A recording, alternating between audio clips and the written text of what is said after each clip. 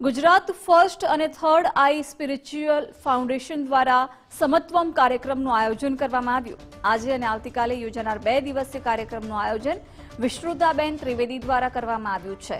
Third આઈ સ્પિરિચ્યુઅલના founder છે વિશ્રુતાબેન ત્રિવેદી।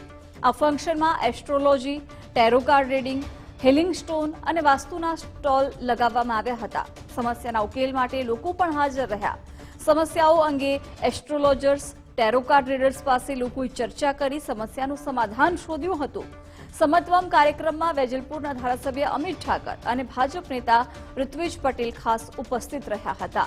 કાર્યક્રમમાં RJ Devaki અને લેખક જય વસાવડા પણ ખાસ ઉપસ્થિત રહ્યા હતા। ગુજરાત ફર્સ્ટ અને સમત્વમ થર્ડ આઈ દ્વારા જે આજનો આ કાર્યક્રમ છે, ભારતના સાંસ્કૃતિક ભંડારની અંદર અનેક રહસ્ય છુપાયેલા છે, જે વાસ્તુશાસ્ત્ર તરીકે ક્યારેક આપણે એને ઓળખીએ છીએ, ક્યારેક આપણે એને બ્રહ્માંડના જ્યોતિષ સાથે જોડાયેલા જ્ઞાન તરીકે ઓળખીએ છીએ। અનેક એનર્જી એ આ બ્રહ્માંડને ચલાવે છે।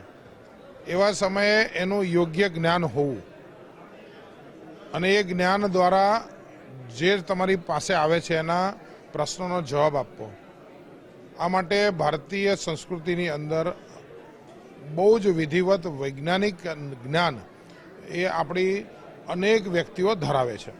આવા લોકોને એક સ્ટેજ ઉપર ભેગા કરવા, જે બેક ટુ ધ બેઝિક એટલે 1000 વર્ષની ગુલામી પછી ભારતને એના વેદ અને પુરાણો ઉપનિષદો દ્વારા જે આપણને આપ્યું છે એના ઉપર વિશ્વાસ કરવો, આ બધી વાત આવા અનેક કાર્યક્રમો દ્વારા ફરીને ફરી લોકોની વચ્ચે વાગોળાતી હોય છે। અને આવા કાર્યક્રમની અંદર આ વાત જ્યારે આગળ વધારવાની જરૂર લાગે ત્યારે એ આગળ વધતી હોય છે અને એમાં નોલેજ ધરાવનારા અનેક લોકો પાર્ટ લેતા હોય, જેને મળવાનું બી થતું હોય। તો આ બધા લોકોને હું ઉપસ્થિત રહી શક્યો એના માટે આભાર આપું છું અને બધા વધારે ને વધારે ભારતની જે તાકાત છે એને વિશ્વ સુધી પહોંચાડે એવી સફળતાની કામના કરું છું। ખાસ તો ગુજરાત ફર્સ્ટ અને વિશ્રુતાબેને જે આજે એક્ઝિબિશન, એવોર્ડ્સ અને જે આખો કોન્ક્લેવ કર્યો છે, એમાં સનાતન સંસ્કૃતિ અને આપણી જે ધરોહર છે એને ક્યાંક ને ક્યાંક વિજ્ઞાન સાથે જોડવા માટેનું કામ કર્યું છે।